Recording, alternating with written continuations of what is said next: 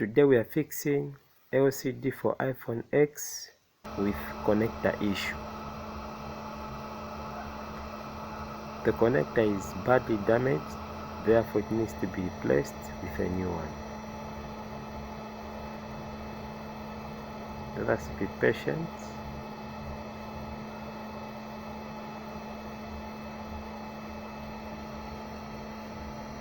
These microscopic pins are so small, but they look big under a microscope.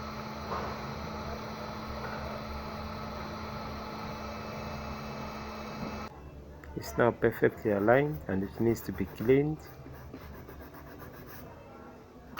before testing. It's now done. Bye.